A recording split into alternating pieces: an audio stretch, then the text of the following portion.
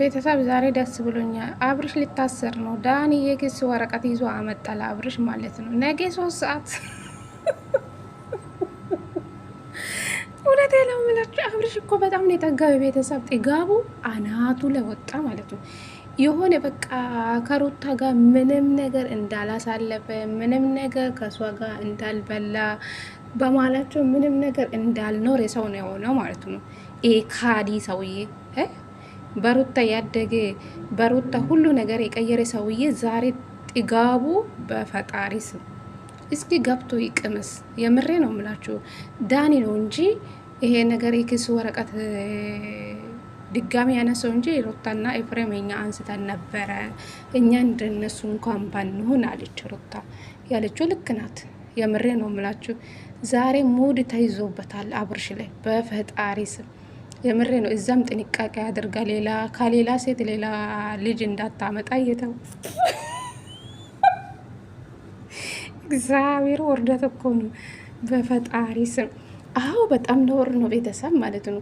ገና ልጁ የተወለደ ገና 1 አመት አልሞላም ጋይ 6 ወር እኮ ነው። አሁን 7 ወር ሊገባ ነው አልኡል ማለት ነው። እና በ7 ወር ውስጥ እንግዲህ አስባችኋል ሌላ ልጅ ከሌላ ውሽምት ሌላ ልጅ ማመጣት እኮ በጣም ይሄ ውርደት ነው። ውርደት እግዚአብሔርን ከውርደት አይተናነስም። እንዴት ነው ወንድ ልጅ እንኳን 1 አመት መቆየት ያቃታል? ሚስቱ አሁን በቅርብ ወልዳ ከሌላ ሴት ሌላ ልጅ ማመጣት ነውር ነው።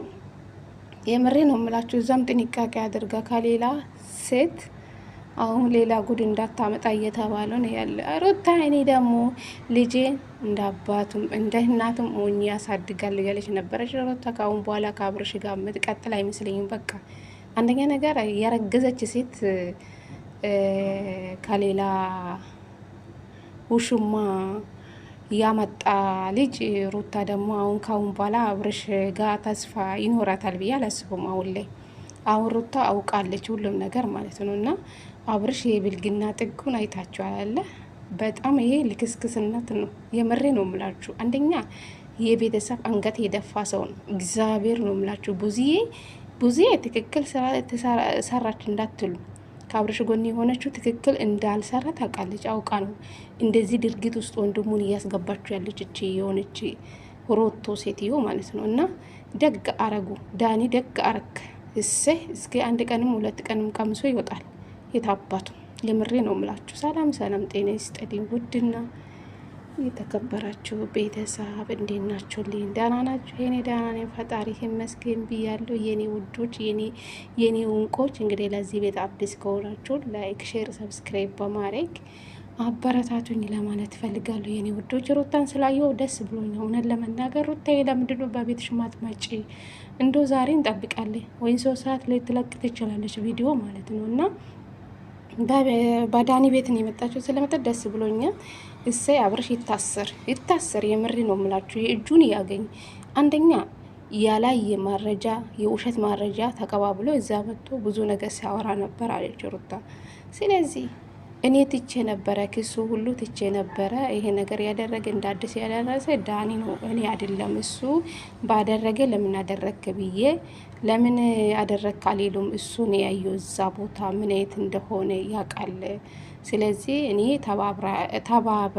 ተባባሪ ነኝ ብላለች ሩታ ማለት ነው ያለችው። እሱ ነው የሚያውቀው። እሱ ያደረ ምን ላይ እንደሆነ እሱ ስለሚያውቀው በሱ ባደረገ እኔ አልካፋም እንዶ ተባብራለሁ ብላለች ሩታ ማለት ነው። በቃ በአብርሽ ሩታ አሁን ጨክናለች። የምሬ ነው የምላችሁ። በፊት ተስፋ አላት ሜልበት አንድ ላይ እንሆናለን ብላ ተስፋ አላት። አሁን ላይ ግን ውሽምት ካረገዘች ሩታ ምን ይሰራላታል ይሄ ሰውዬ ተመልሶላት? ስለዚህ ሩታ አሁን ካሁን በኋላ ይቆርጥለታል ብዬ አስባለሁ። በቃ የራሷ ህይወት ትኖራለች ብዬ አስባለሁ። አሁን አብርሽ የምትረብሽ አይመስለኝም።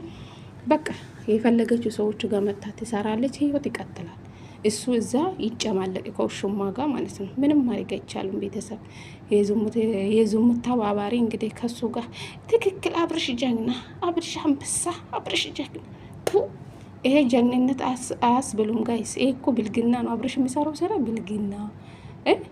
ካዲ በሩታ ከተለወጠ በኋላ ካደ እኮ ካደ ሁሉም ነገር ማለት ነው።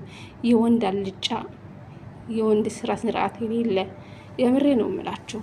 እኔ አብርሽ በፊት በቃ ደስ ይለኛል፣ ሰውን ይረዳል፣ ብዙ ነገር ያደርጋል፣ ሰውን ያበረታታ። አሁን ግን የሚሰራው ስራ በፈጣሪ ስም የሆነ በቃ እጅ እጅ ነው የምለው። ምኑ እንደምትደግፉ አላውቅም። የእሱን ብልግና ነው የምትደግፉ። ለነገሩ አብርሽ ጀግና፣ አብርሽ ጀግና ጀግና፣ ለሀገር የሚቆም እነሱ ናቸው እንጂ አብርሽ ለእኔ ጀግና አይደለም። ከአብርሽ የተማርኮ እኔ ዝሙት ነው ጋይስ። ኦኬ ልጁን ሳሳድግ ከሌላ ውሽማ ሌላ ልጅ አምጥቷል ማለት ያ ጉድ ያስብላል። ይህ እኮ ያሳፍራል። ይሄ ብልግና ነው። ገባችሁ አይደለ? ከአብርሽ የተማርኮ ብልግና ነው። ሰው ምን ይማራል? ግማሽ ሚሊየን ግማሽ ሚሊየን